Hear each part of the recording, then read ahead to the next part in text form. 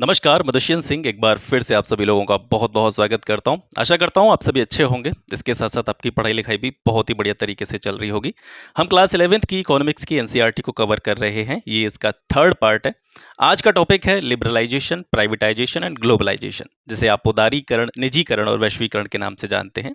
Class 11th की इस book के बारे में अगर बात करें तो मैं आपको पहले भी बता चुका हूँ कि अगर आपको भारतीय अर्थव्यवस्था के विकास को बहुत अच्छी तरीके से समझना है, इंडियन इकोनॉमी के डेवलपमेंट की एक बेहतर अंडरस्टैंडिंग अगर अपने अंदर आपको डेवलप करनी है, तो इस बुक के जितने भी चैप्टर्स हैं, इन सभी चैप्टर्स को आपको एक दूसरे के साथ कनेक्ट करते हुए पढ़ना पड़ेगा। जैसे मैं आपको थोड़ा सा पीछे लेकर के चलता हूँ। ये बुक जब हमने स्टार्ट करी थी तो सबसे पहला जो टॉपिक हमने पढ़ा था वो क्या था? वो था स्वतंत्रता की पूर्व संध्या पर भारतीय अर्थव्यवस्था।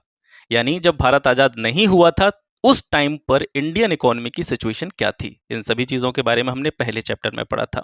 फिर सेकंड चैप्टर में हमने स्वतंत्रता के बाद की अर्थव्यवस्था को समझा, बेसिकली 1990 तक की अर्थव्यवस्था को। 1950 से लेकर के 1990 की समयावधि में भारतीय अर्थव्यवस्था में कौन कौन से परिवर्तन हुए, किस तरीके से भारतीय अर्थव्यवस्था का विकास हुआ, कौन कौन सी नीतियां आई, कौन कौन सी पॉलिसीज आई, इन सभी को हमने अलग अलग पर्सपेक्टिव के आधार पर समझते हुए चीज़ों को कंप्लीट किया था।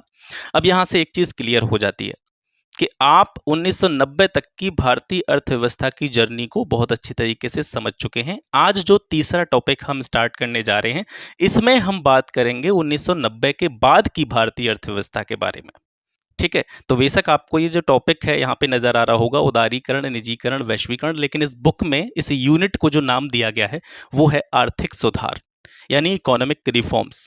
आपने इकोनॉमी में ये टर्म्स कई बार सुना होगा, ये जो पद है आपने कई बार सुना होगा, आर्थिक सुधार वाला। बेसिकली आर्थिक सुधारों की जो शुरुआत मानी जाती है वो 1991 से मानी जाती है।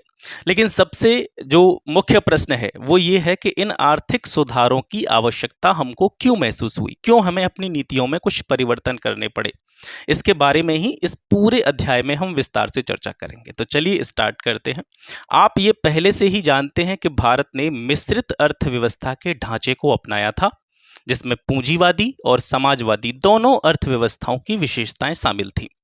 अब हमने मिक्स्ड इकोनॉमी के कॉन्सेप्ट को ही क्यों अडॉप्ट किया, इसके पीछे की क्या कहानी है, उसको तो हम पिछले चैप्टर में बहुत अच्छी तरीके से डिस्कस कर चुके हैं, तो ज़्यादा डिटेल में यहाँ पे जाने की आवश्यकता है नहीं। लेकिन 1990 के बाद में ऐसा क्या हुआ जिससे हमें अपनी नीतियों में परिवर्तन करने पड़े और ये जो कॉन्सेप्ट हैं उदारीकरण का, निजीकरण का, वैश्वीकरण का, ये सामने आया। तो 1991 में भारत के समक्ष विदेशी ऋणों से संबंधित संकट उत्पन्न हुआ। सरकार के पास पेट्रोलियम आदि आवश्यक वस्तुओं के आयात के लिए रखा गया विदेशी मुद्रा रिजर्व, जिसे फॉरेन एक्सचेंज रिजर्व के नाम से भी जाना जाता है, ये 15 दिन के आयात भुगतान के योग्य भी नहीं बचा था। अब इस पूरी टर्म को समझने से पहले, इस पूरी कहानी को समझने से पहले आपको ये वाला शब्द समझना है कि विदेशी मुद्रा रिजर्व क्या होता है, फॉरेन एक्सचेंज रिजर्व क्या होता है। हालांकि जब हम इकोनॉमी को आगे की क्लासेस में और डिटेल में पढ़ेंगे तो इन सभी टर्म्स के बारे में आपको बहुत अच्छी तरीके से पढ़ने को मिलेगा, विस्तार में पढ़ने को मिलेगा। लेकिन यहाँ पर थोड़ा सा इसके बारे में समझते हैं। जब आप विदेशी मुद्रा रिजर्व को समझेंगे तभी आप इस पूरे कथन को समझ पाएंगे। तो विदेशी मुद्रा रिजर्व या फॉरेन एक्सचेंज रिजर्व क्या होता है? ये किसी भी देश के केंद्रीय बैंक में रखी गई धनराशि या अन्य परिसंपत्तियों के रूप में जमा किया गया धन होता है। इसको बेसिकली एक से अधिक मुद्राओं के रूप में रखा जाता है। ज़्यादातर देश जो हैं वो अपना विदेशी मुद्रा रिजर्व डॉलर के रूप में रखते हैं। डॉलर के अलावा कुछ अन्य करेंसीज भी होती हैं, जैसे यूरो के रूप में भी रखा जाता है, गोल्ड के रूप में भी जो है अपना विदेशी मुद्रा रिजर्व जो है देशों के द्वारा रखा जाता है। प्रश्न ये उठता है कि डॉलर के रूप में ही ज़्यादातर देश विदेशी मुद्रा रिजर्व को क्यों रखते हैं? क्योंकि आपको पता है कि जितना भी इंटरनेशनल ट्रेड होता है, जितना भी अंतर्राष्ट्रीय व्यापार होता है, वो मैक्सिमम डॉलर में होता है। ठीक है, तो इसका यूज एक अन्य स्थिति में भी किया जाता है कि जब भारतीय करेंसी, जैसे मैं अपने देश का उदाहरण लेता हूं कि भारत की करेंसी की जो वैल्यू है, उसका जो मौद्रिक मूल्य है डॉलर के सापेक्ष अगर कम हो रहा है, तो अपनी जो भी देनदारियां होती हैं, अपनी जो भी पैसा हमें किसी को देना होता है, तो उसको देने का जो काम किया जाता है वो विदेशी मुद्रा रिजर्व के द्वारा ही किया जाता है, यहीं से दिया जाता है। क्योंकि रुपए की वैल्यू डाउन हो रही है और डॉलर जो है मजबूत है रुपए की अपेक्षा में, तो जब हमें जो बाहर से हम चीज़ें खरीदते हैं, जैसे मान लें कच्चा तेल खरीद रहे हैं पेट्रोलियम खरीद रहे हैं, तो उसकी देनदारी हम रुपयों में नहीं कर सकते हैं, क्योंकि इससे तो बहुत बड़ी प्रॉब्लम हो जाएगी। तो देनदारियां जो होती हैं वो मैक्सिमम इसी से करी जाती हैं, विदेशी मुद्रा रिजर्व से, और विशेष रूप से डॉलर में करी जाती हैं। ठीक है, तो ये संकट उत्पन्न हुआ था 1991 में भारत के समक्ष विदेशी ऋणों से जुड़ा हुआ। सरकार के पास जो पेट्रोलियम जैसी आवश्यक चीज़ें थी उनको खरीदने के लिए, उनके आयात के लिए जो हमारा फॉरेन एक्सचेंज रिजर्व था 15 दिन के लिए भी नहीं बचा था। मतलब हम 15 दिन के लिए आवश्यक चीज़ों का आयात कर सकें, इतना फॉरेन एक्सचेंज रिजर्व भी हमारे पास नहीं बना था। अब इस संकट के कारण क्या थे? ये जो फाइनेंशियल जो क्राइसिस था ये क्यों उत्पन्न हुआ? इसके कई कारण हैं, एक कारण है, इसके बहुत सारे कारण हैं। तो इन कारणों को देखते हैं। सबसे पहला कारण है कि 1980 के दशक में अर्थव्यवस्था का जो मैनेजमेंट किया गया था, प्रबंधन किया गया था, वो ठीक तरीके से नहीं किया गया था। तो 1980 के दशक में अर्थव्यवस्था में अकुशल प्रबंधन इसका एक प्रमुख कारण माना जा सकता है। दूसरा, हमारा जितना रेवेन्यू था, हमारा जितना राजस्व था, उससे अधिक खर्चा हमने किया था, और खर्चा हमने किया नहीं था, दरअसल हमको ये खर्चा करना पड़ा था। क्योंकि इस टाइम पर क्या सिचुएशन थी? बेरोजगारी की कंडीशन थी इंडिया के अंदर, पॉवर्टी में लोग जी रहे थे, गरीबी की सिचुएशन थी, और इसी टाइम पर खास करके 80 से 90 के बीच में जनसंख्या में तेजी से वृद्धि हुई थी, जिसको हम जनसंख्या विस्फोट का नाम दे सकते हैं। ठीक है, तो ये सारी चीज़ें थी, बेरोजगारी, गरीबी, जनसंख्या विस्फोट, इस वजह से हमारा रेवेन्यू इतना नहीं हो पा रहा था, क्योंकि हमारे उद्योग धंधे उतनी विकसित अवस्था में थे नहीं। लेकिन हमें इन चीज़ों को कंट्रोल करने के लिए, बेरोजगारी को कंट्रोल करने के लिए, गरीबी के ऊपर काम करने के लिए, जनसंख्या विस्फोट, क्योंकि जब जनसंख्या बढ़ेगी तेजी से तो लोगों की आवश्यकताएं बढ़ेंगी, संसाधनों पर, रिसोर्सेज पर दबाव बढ़ेगा, तो इन चीज़ों को कंट्रोल करने के लिए हमको बहुत ज़्यादा खर्चा करना पड़ा, जो कि हमारे रेवेन्यू से ज़्यादा था। तो इस वजह से भी हमारा जो वित्तीय संकट था वो उत्पन्न हुआ। इसके अलावा प्रतिरक्षा और सामाजिक क्षेत्र पर संसाधनों का एक बड़ा हिस्सा खर्च किया जा रहा था, क्योंकि इधर जनसंख्या बढ़ रही है तो संसाधनों पर दबाव भी बढ़ेगा, तो ज़्यादा खर्च करने की आवश्यकता पड़ेगी। दूसरी तरफ हमारे जो पब्लिक सेक्टर की जो भी इंडस्ट्री थी, सार्वजनिक हमारे जो उद्यम थे, उनसे बहुत ज़्यादा इनकम जनरेट नहीं हो रही थी, ज़्यादा आय अर्जन उनसे नहीं हो पा रहा था। हमने जो विदेशी ऋण ले रखा था, उधार जो हमने ले रखा था बाहर के देशों से, जो हमारी उधार ली गई विदेशी मुद्रा थी, उसका काम, जिस वजह से वो विदेशी मुद्रा उधार ली गई थी, आधारिक संरचना को डेवलप करने के लिए जो विदेशी मुद्रा उधार ली गई थी, वो आधारिक संरचना यानी इंफ्रास्ट्रक्चर पर खर्च न होकर के उपभोग कार्यों पर ही खर्च हो गई। निर्यात संवर्धन पर ज़्यादा ध्यान दिया नहीं गया था, क्योंकि इस टाइम पर जो इंडिया था वो ये कोशिश कर रहा था जो हमारे स्थानीय इंडस्ट्री हैं, स्थानीय उद्योग हैं, उनका विकास किया जाए। विदेशी व्यापार पर बहुत सारे प्रतिबंध लगा रखे थे, एक तरह से अवरोधकों की जो नीति थी वो अपना रखी थी, क्योंकि हम अपने जो उद्योग थे उनको विकसित करने पर ध्यान दे रहे थे। अगर उस टाइम पर हम परमिशन दे देते बाहर की कंपनियों को, तो कहीं ना कहीं हमारे जो उद्योग विकास की अवस्था में थे वो वहीं के वहीं क्या हो जाते, प्रतिस्पर्धा के दबाव के कारण, वहीं पर भी प्रतिस्पर्धा के दबाव के कारण वहीं पर वो समाप्त हो जाते। इस वजह से हमने निर्यात के संवर्धन पर ज़्यादा ध्यान नहीं दिया, हमने चीज़ों को एक्सपोर्ट करने पर ज़्यादा ध्यान नहीं दिया। आयात की तेजी से वृद्धि हुई, हमने चीज़ों को तेज़ी से खरीदना जो है चालू किया। तेज़ी से खरीदने का मतलब था क्योंकि जनसंख्या बढ़ रही थी, गरीबी बढ़ रही थी, बेरोजगारी बढ़ रही थी, हमारे उद्योग उतनी विकसित अवस्था में थे नहीं, तो आयात की तेज़ी से वृद्धि हुई। दूसरा, बाहरी देश और अंतर्राष्ट्रीय निवेशकों की भारत में इन्वेस्ट करने की कोई रुचि नहीं थी, क्योंकि भारत में इंफ्रास्ट्रक्चर का जो काम था वो बहुत ज़्यादा डेवलप नहीं था। ठीक है, उद्योग धंधे भी इतनी विकसित अवस्था में नहीं थे, तो कोई भी अंतर्राष्ट्रीय निवेशक या बाहरी देश किस चीज़ पर भारत में इन्वेस्ट करता। और एक कारण ये भी था कि इन्वेस्टमेंट करने पर भी भारत ने कुछ प्रतिबंध भी लगा रखे थे, क्योंकि वो भारतीय उद्योगों को बढ़ावा देना चाहते थे। तो ये सभी कारण थे, ओवरऑल मिलाकर के इन सभी कारणों को वित्तीय संकट के एक प्रमुख कारण के रूप में देखा जा सकता है।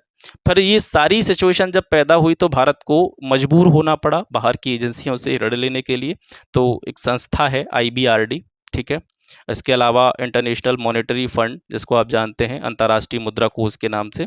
तो IBRD और IMF, इससे भारत को $7 बिलियन का ऋण मिला। लेकिन ये जो ऋण था, ये कर्ज था, इतनी आसानी से नहीं मिला। जब इन संस्थाओं ने भारत को $7 बिलियन का ऋण दिया तो उसने कुछ शर्तें भी लगाई भारत पर कि आप अगर हमारी ये सारी शर्तें मानते हैं तभी आपको ये ऋण दिया जाएगा। तो शर्तें क्या क्या थीं कि सरकार जो है उदारीकरण करेगी। उदारीकरण मतलब जो प्रतिबंध लगा रखे थे उन्होंने बाहर के उद्योगों पर, बाहर की कंपनियों पर, उनमें क्या करेगी, वो उदारीकरण करेगी, उनको छूट प्रदान करेगी, आसानी से वो व्यापार सुगमता के साथ में कर सकें, इतना उनके लिए क्या है, यहाँ पे रियायतें प्रदान की जाएंगी। दूसरा, जो प्राइवेट सेक्टर पर प्रतिबंध लगे हुए थे उनको हटाएगी।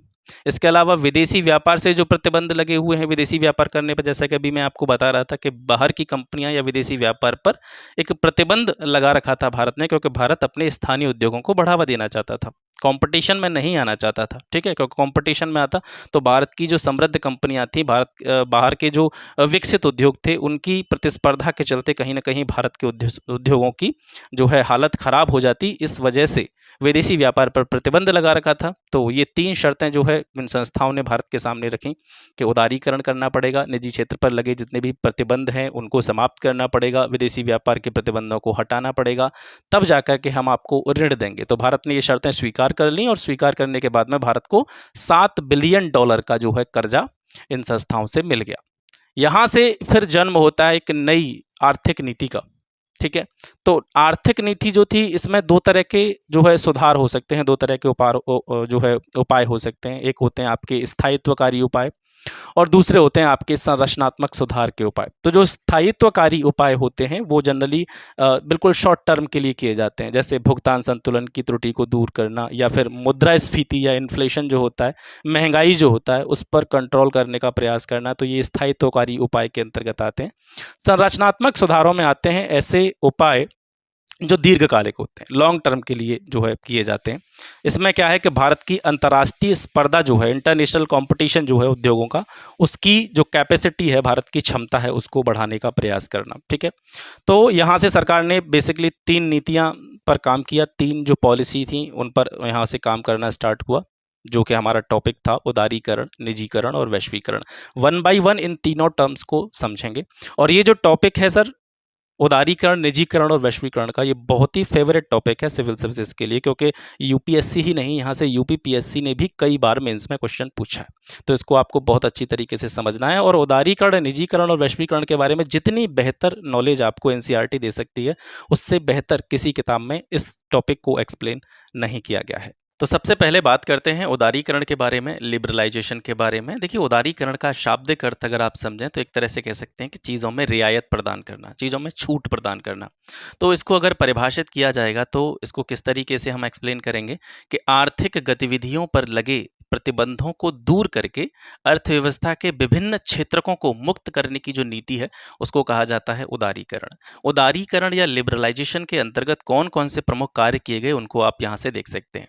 सबसे पहला काम किया गया औद्योगिक क्षेत्र का विनियमीकरण, रेगुलेशन ऑफ इंडस्ट्रियल सेक्टर। इसमें क्या किया गया कि पहले जो भी उद्योग धंधे स्थापित किए जाते थे, उसके लिए लाइसेंसिंग प्रणाली होती थी। मतलब आपको कोई भी उद्योग स्थापित करना है तो उसके लिए गवर्नमेंट से आपको क्या लेना पड़ता था, लाइसेंस लेना पड़ता था। और उस लाइसेंस की जो प्रोसेस थी वो काफ़ी टफ थी। तो इसमें बहुत सारी चीज़ों को, या बहुत सारी जो श्रेणियां थी उद्योगों की, उसको लाइसेंसिंग की प्रणाली से, लाइसेंसिंग की व्यवस्था से मुक्त कर दिया गया। बिल्कुल कुछ 5 से 6 श्रेणियां ऐसी थी जिनको लाइसेंसिंग प्रणाली के अंतर्गत रखा गया।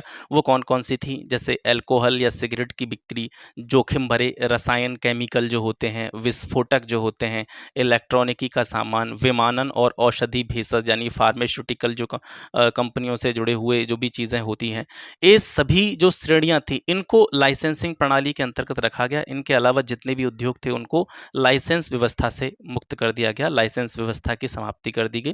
सार्वजनिक क्षेत्र के लिए आरक्षित उद्योग, मतलब जो पब्लिक सेक्टर के उद्योग थे जिनका संचालन किसके द्वारा किया जा रहा था, गवर्नमेंट के द्वारा किया जा रहा था, उसके लिए कुछ उद्योगों को आरक्षित कर दिया गया, जैसे प्रतिरक्षा उपकरण हो गए, परमाणु ऊर्जा से जुड़ी हुई चीज़ें हो गई, रेल परिवहन से जुड़ी हुई चीज़ें हो गई। ये जो चीज़ें थीं ये सार्वजनिक क्षेत्र के लिए आरक्षित बची थी। बाकी सारी चीज़ों को ओपनली सबके लिए खोल दिया गया कि कोई भी आकर के बाकी सारी चीज़ों के लिए अपनी इंडस्ट्री या अपना उद्योग स्थापित कर सकता है। वित्तीय क्षेत्र में कौन कौन से सुधार हुए, बात करते हैं फाइनेंशियल सेक्टर के रिफॉर्म्स के बारे में। आपको पता है कि रिजर्व बैंक जो है वो नियंत्रक की भूमिका अदा कर रहा था इस टाइम तक। ठीक है, यानी कंट्रोलर की भूमिका अदा कर रहा था। तो रिजर्व बैंक को नियंत्रक की भूमिका से हटा करके सहायक की भूमिका तक सीमित कर दिया गया। वित्तीय क्षेत्र में भारतीय और विदेशी निजी बैंकों को पदार्पण करने का अवसर मिला। मतलब जैसे आपने देखा होगा तो उस टाइम पर बहुत सारी विदेशी बैंकों की ब्रांचेस जो थी वो इंडिया में एस्टेब्लिश करी गई। बैंकों की पूंजी में विदेशी भागीदारी की सीमा को बढ़ा दिया गया और बढ़ा करके इसको 74% कर दिया गया। विदेशी निवेश संस्थाओं या व्यापारी बैंकों की बात करें, म्यूचुअल फंड की बात करें, पेंशन कोष की बात करें, इन सभी को वित्तीय बाजारों में इन्वेस्टमेंट करने की अनुमति जो है प्रदान की गई। तो ये प्रमुख चीज़ें हैं जिनको आप फाइनेंशियल सेक्टर रिफॉर्म के अंतर्गत रख सकते हैं। कर व्यवस्था में क्या सुधार हुए, टैक्स सिस्टम में क्या रिफॉर्म हुए? 1991 के बाद में व्यक्तिगत आयकर की जो रेट्स थी, दर थी, उनमें निरंतर कमी हमें देखने को मिली है। कारण क्या था कि अगर टैक्स की जो रेट्स हैं, कर की जो दरें हैं, अगर उनको उच्च रखा जाएगा, हाईएस्ट रखा जाएगा, तो इसके कारण एक समस्या पैदा होती है, कर वंचन, मतलब टैक्स की चोरी। जब ज़्यादा दर होगी तो लोगों को ज़्यादा पैसा जो है वो टैक्स के रूप में देना पड़ेगा, तो लोग इसको क्या करेंगे, टैक्स की चोरी करने लग जाएंगे। तो इन व्यक्तिगत आयकर की दरों में जो है कमी की गई।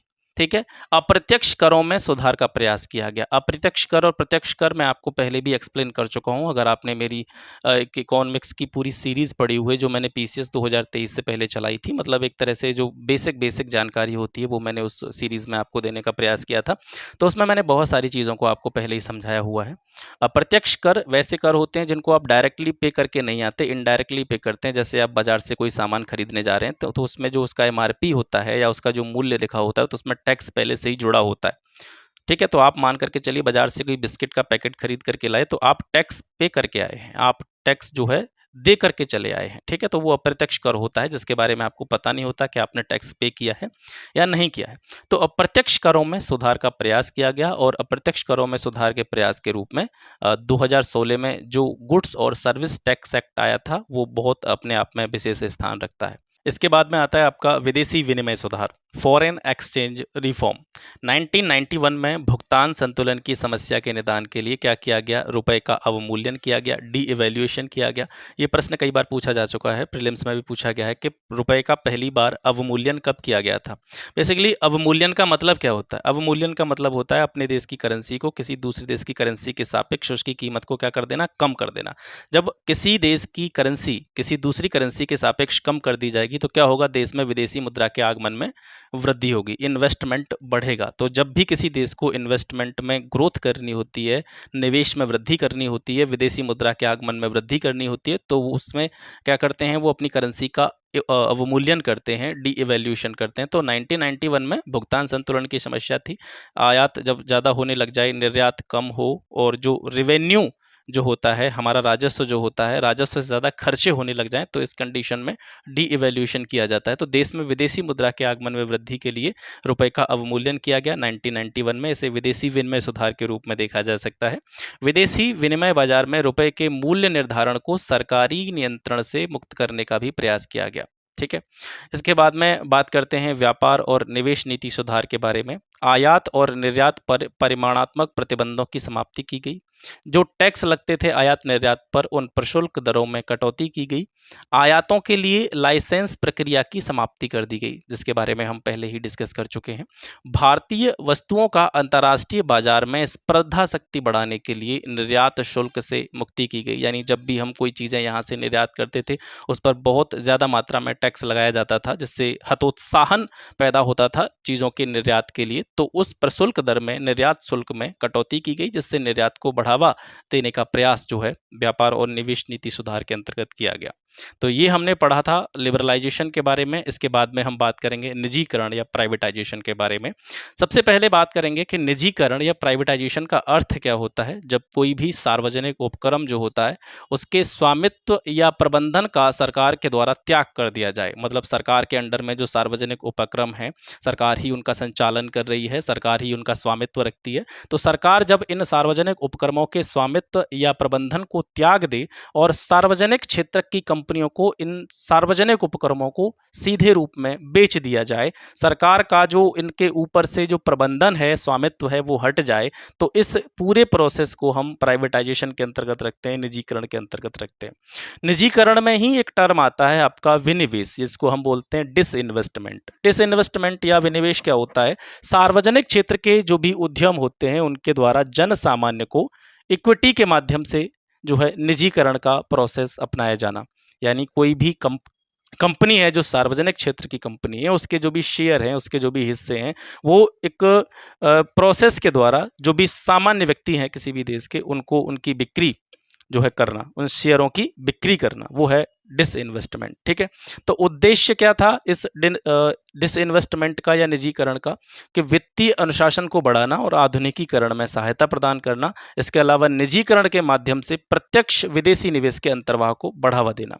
ठीक है, कि जब हिस्सेदारी बेची जाएंगी कंपनियों की, तो निवेश की जो है वो वृद्धि होगी।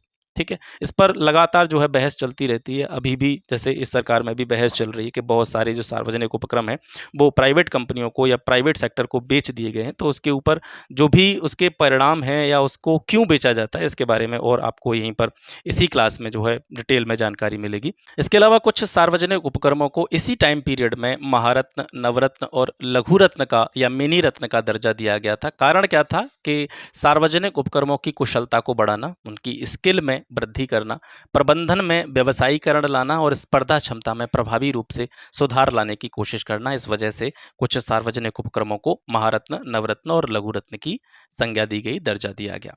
इसके बाद में वैश्वीकरण आता है, ग्लोबलाइजेशन आता है। वैश्वीकरण दरअसल में क्या है? वैश्वीकरण एक ऐसे संपर्क सूत्रों की रचना करने का प्रयास है जिसमें मीलों दूर हो रही घटनाओं के प्रभाव भारत के घटनाक्रम पर भी स्पष्ट रूप से दिखाई देने लगे। यह पूरे विश्व को एक बनाने, इंटीग्रेट करने या सीमा मुक्त विश्व की रचना करने का प्रयास है। इसमें एक टर्म आता है वैश्वीकरण के अंतर्गत बाह्य प्रापण, एक्सटर्नल प्रोक्यूरमेंट। ये बाह्य प्रापण क्या है? यह वैश्वीकरण की प्रक्रिया का एक विशिष्ट परिणाम है। इसमें कंपनियां किसी बाहरी सोर्स से नियमित सेवाएं प्राप्त करते हैं। जैसे आपने देखा होगा आज के टाइम पर प्रत्येक देश जो है दूसरे देशों में, खास करके विकसित देशों की बात करें तो जो विकसित देश हैं वो जो छोटी मोटी सेवाएं होती हैं उनको विकासशील देशों से प्राप्त कर रहे हैं, क्योंकि वहाँ पर जो है श्रम लागत कम आती है। इसके अलावा कम पैसे में ये सारी सर्विसेज जो है उनको मिल जाती हैं। जैसे कानूनी सलाह हो गया, कंप्यूटर सर्विसेज हो गई, विज्ञापन या एडवर्टाइजमेंट की बात हो, सिक्योरिटी की बात हो, बैंकिंग सर्विसेज की बात हो, म्यूजिक रिकॉर्डिंग की बात हो, फिल्म एडिटिंग की बात हो, बुक पब्लिशिंग की बात हो। मान करके चलिए हॉलीवुड इंडस्ट्री है, जैसे मैं उदाहरण दे रहा हूँ, ऐसा हो या नहीं हो वो अलग एक अलग चीज़ है। जैसे हॉलीवुड इंडस्ट्री है, उनको अगर किसी फिल्म की एडिटिंग करानी है और एडिटिंग करानी है तो वहाँ पर जो एडिटिंग का खर्चा आएगा उनका वो बहुत ज़्यादा आएगा। तो वो क्या करेंगे, उस एडिटिंग को किसी विकासशील देश में जो फिल्म एडिटिंग का काम हो रहा है उनको सौंप सकते हैं, वहाँ पर उनको वो कम पैसे में काम हो करके मिल जाएगा। इसके अलावा आपने देखा होगा बहुत सारी विदेशी कंपनियों के जो कॉल सेंटर हैं, उपभोक्ता सेवाएं प्रदान करने वाली जो सेंटर्स हैं वो भारत में स्थापित किए गए, क्योंकि यहाँ पर कम पैसे में श्रम की उपलब्धता हो जाती है। तो बहुराष्ट्रीय कंपनियां या मल्टीनेशनल कंपनीज जो होती हैं वो भारत से ये सेवाएं प्राप्त करती हैं। प्राप्त करने के पीछे रीज़न क्या होता है कि यहाँ पर जो काम है वो लो कॉस्ट पर हो जाता है, कम लागत पर हो जाता है, मजदूरी की दरें निम्न हैं उन देशों की अपेक्षा, विकसित देशों की अपेक्षा। इसके अलावा यहाँ पर जो श्रम शक्ति है वो कैसी है? स्किल्ड है, कुशल श्रम शक्ति है। विश्व व्यापार संगठन, ये एक टर्म आता है वैश्वीकरण की इस प्रक्रिया में। विश्व व्यापार संगठन का पूर्व नाम था general agreement on tariffs and trade. ठीक है, ये 23 सदस्य देशों के हस्ताक्षर के फलस्वरूप इस संगठन की जो है स्थापना हुई थी। अब वर्तमान में इसको वर्ल्ड ट्रेड ऑर्गेनाइजेशन के नाम से जाना जाता है, विश्व व्यापार संगठन के नाम से जाना जाता है। पूर्व नाम इसका व्यापार और सीमा शुल्क महासंधि था। इसकी स्थापना 1 जनवरी 1948 को हुई थी। फिर 1995 में इसका नाम चेंज करके वर्ल्ड ट्रेड ऑर्गेनाइजेशन रख दिया गया, WTO रख दिया गया। इस संस्था के उद्देश्य क्या थे, इसको क्यों स्थापित किया गया था? इसको स्थापित करने के पीछे उद्देश्य थे व्यापार मार्ग में जो बाधाएं हैं उनकी समाप्ति हो और उनकी समाप्ति के लिए कुछ नियम बनाए जाएं और एक व्यवस्था की स्थापना की जाए, सेवाओं का सृजन किया जाए, व्यापार को प्रमोट किया जाए, प्रोत्साहन दिया जाए, द्विपक्षीय और बहुपक्षीय व्यापार को बढ़ावा मिले, चाहे वो 2 देशों के बीच में व्यापार हो या 2 से अधिक देशों के बीच में आपसी जो व्यापार है उसको क्या मिले? बढ़ावा मिले। और इस संबंध में क्या प्रयास किया गया? सदस्य जितने भी देश थे इस संस्था के, जितने भी सदस्य देश थे उनके आपस में क्या किया गया? प्रशुल्क अवरोधक जो थे, टैक्स की जो भी दरें थी उनको कम करके या उनको समाप्त करके बाजारों में उदारीकरण करने का प्रयास इसके द्वारा किया गया। अब बात करते हैं सुधारकालीन भारतीय अर्थव्यवस्था की समीक्षा के बारे में। जैसे आपने लिबरलाइजेशन के बारे में पढ़ा, प्राइवेटाइजेशन के बारे में पढ़ा, ग्लोबलाइजेशन के बारे में पढ़ा, तो अब प्रश्न ये उठता है कि क्या इन नीतियों का भारतीय अर्थव्यवस्था पर कोई प्रभाव पड़ा? भारतीय अर्थव्यवस्था में क्या परिवर्तन हुए? किस तरीके से उसका विकास हुआ? क्या-क्या उसमें सुधार हुए? उन सभी चीज़ों के बारे में जानना आवश्यक है। मैंने देखा है यूट्यूब पर ये क्लास बहुत सारे लोगों ने डाली हुई है। इसमें से ये वाला जो टॉपिक है, समीक्षा वाला, इसको हटा दिया गया है। लेकिन आपको इसको हटाना नहीं है, आपको पढ़ना है, क्योंकि यहाँ से आपको बहुत इंपॉर्टेंट डेटा मिलेगा जिसको आप अपने आंसर्स में जो है इंक्लूड कर सकते हैं। बस इसके लिए एक छोटा सा काम आपको ये करना होगा कि जो पुराना डेटा है वो तो आप यहाँ से एज इट इज़ जैसे लिखा हुआ है वैसे इस्तेमाल कर सकते हैं। खास करके जिस टाइम की इकोनॉमी के बारे में हम पढ़ रहे हैं, हम 1990 के आसपास की इकोनॉमी के बारे में पढ़ रहे हैं, तो वो आपको पता यहाँ से होना चाहिए। बस जिस टाइम पर आप आंसर लिख रहे होंगे उस टाइम का जो इकोनॉमिक सर्वे होगा उससे इसको अपडेट कर लीजिएगा। इससे आपका आंसर बहुत ज़्यादा अट्रैक्टिव हो सकता है। ठीक है, तो एनसीईआरटी इसीलिए इंपॉर्टेंट है क्योंकि यहाँ से बहुत इंपॉर्टेंट चीज़ें मिलती हैं, खास करके मेंस के आंसर राइटिंग के लिए। तो 1991 के बाद से भारत में 2 दशकों तक इन नीतियों के बाद में जीडीपी की लगातार वृद्धि देखी गई। जैसे 1980 से लेकर के 1991 तक जो जीडीपी की ग्रोथ रेट थी वो आपकी 5.6% थी, और 2007 से लेकर के 12 तक की अवधि में जब हमने जीडीपी को देखा तो इसकी ग्रोथ रेट 8.2% तक पहुंच गई। तो इन नीतियों का थोड़ा बहुत फायदा यहाँ पे देखने को मिला। कृषि की वृद्धि में कमी, ये एक नेगेटिव इम्पैक्ट था। औद्योगिक क्षेत्र में उतार चढ़ाव हुए, न तो आप ये कह सकते हैं कि औद्योगिक क्षेत्र में लगातार वृद्धि होती रही और न ही आप ये कह सकते हैं कि औद्योगिक क्षेत्र में लगातार कमी होती रही। यहाँ पर उतार चढ़ाव देखने मिले। मुख्य रूप से जो वृद्धि देखी गई थी वो तृतीयक सेक्टर में देखी गई थी, सर्विस सेक्टर में देखी गई थी, और अब तक की जो हाईएस्ट ग्रोथ रेट थी वो यहाँ पर देखी गई सर्विस सेक्टर में 9.8%। विदेशी निवेश जो था, भारत में जो बाहर की कंपनियां निवेश कर रही थी, विदेशों से जो इन्वेस्टमेंट हो रहा था पैसे का, 1990-91 के आसपास $100 मिलियन के आसपास हुआ करता था। ये बढ़कर के 2017-18 में $30 बिलियन के आसपास पहुंच गया। तो इन नीतियों का एक ये जो है परिणाम हुआ। इसके बाद में विनिमय रिजर्व की बात करें, जो विनिमय रिजर्व जिसके बारे में हमने इस चैप्टर के स्टार्टिंग में ही बात करी थी, 1990-91 के आसपास में $6 बिलियन के आसपास था।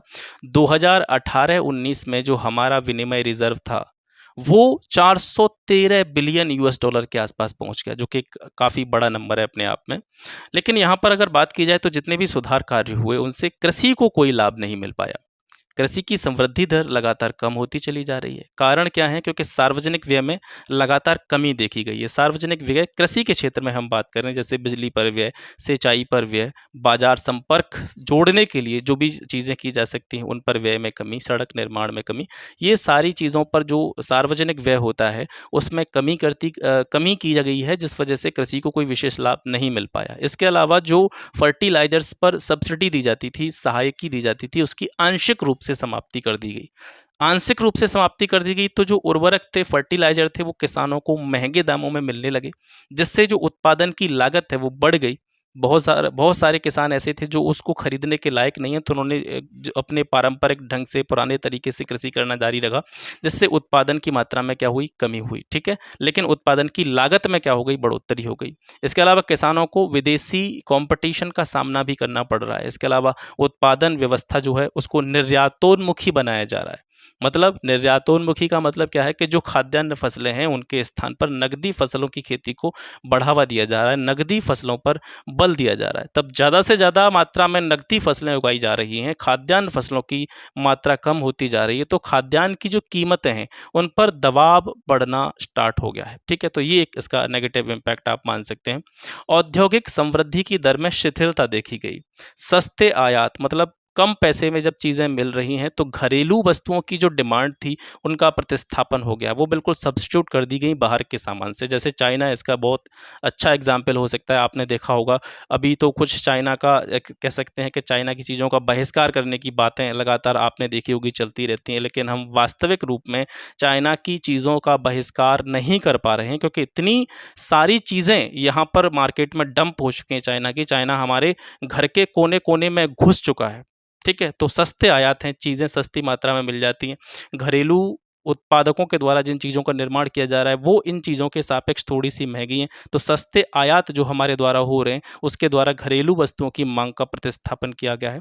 इसके अलावा भारत जैसे गरीब देशों को विकसित देशों में विद्यमान उच्च अप्रशुल्क अवरोधकों के कारण उनके बाजारों में प्रवेश करने के उपयुक्त अवसर नहीं मिल पा रहे हैं। ठीक है, क्योंकि भारत ने तो क्या किया, उदारीकरण की नीति अपना ली। उदारीकरण की नीति अपना ली तो टैक्स कम कर दिए, लाइसेंसिंग की व्यवस्था समाप्त कर दी, उद्योगों को स्थापित, जो बाहरी उद्योग हैं उनको स्थापित करने के लिए रियायतें प्रदान कर दी। तो बाहर की कंपनियां तो यहाँ पे घुस गई, लेकिन अभी भी जो विकसित देश हैं वहाँ पर ये टैक्स सिस्टम जो है वो जारी है। वहाँ पे उच्च जो है शुल्क दरें हैं, प्रशुल्क दरें हैं, जिसकी वजह से जो इंडियन लोग हैं वो विकसित देशों में प्रवेश नहीं कर पा रहे हैं, उनके बाजारों में एंटर नहीं कर पा रहे हैं। विनिवेश के बारे में देखेंगे तो सार्वजनिक परिसंपत्तियों को अनुचित दामों पर निजी व्यापारियों को बेचा जाना, ये एक बड़ी समस्या है।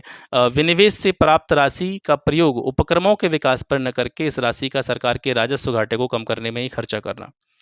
तो विनिवेश से जो पैसा मिल रहा है, डिसइन्वेस्टमेंट से जो पैसा मिल रहा है, अगर वो चलो ठीक है पैसा मिल भी रहा है तो उसको उन चीज़ों पर खर्च किया जाए जिनके लिए वो पैसा लिया गया है। यानी हमें अपने जो सार्वजनिक उपक्रम हैं, पब्लिक सेक्टर के जो उद्योग हैं, उनको विकसित करने पर वो पैसा खर्च करना था, लेकिन हम उस पैसे को कहाँ पर खर्च कर रहे हैं, ये सरकार का जो भी राजस्व घाटा है उसको कम करने में ही वो पैसा खपाया जा रहा है। तो ये कहीं न कहीं एक नेगेटिव इम्पैक्ट यहाँ से हो सकता है। आर्थिक सुधारों ने सामाजिक क्षेत्रकों में सार्वजनिक व्यय की वृद्धि पर रोक लगा दी है। तो इतने सारे ये जो परिणाम हैं इन नीतियों के आप दे सकते हैं। इसमें कुछ पॉजिटिव इम्पैक्ट भी हैं, इसमें कुछ नेगेटिव इम्पैक्ट भी हैं, जिनको आप जो है अपने आंसर्स में यूज़ कर सकते हैं। तो आशा करता हूँ आज का सेशन आपको अच्छा लगा होगा, आज की जानकारी आपको अच्छी लगी होगी, और क्लास के बाद में अपना फीडबैक ज़रूर दीजिएगा। लगातार ऐसी क्लासेस आपको मिलती रहेंगी। आज के लिए बस इतना ही, मिलते हैं आपसे फिर एक नेक्स्ट वीडियो में एक नए टॉपिक के साथ में। तब तक के लिए नमस्कार, जय हिंद।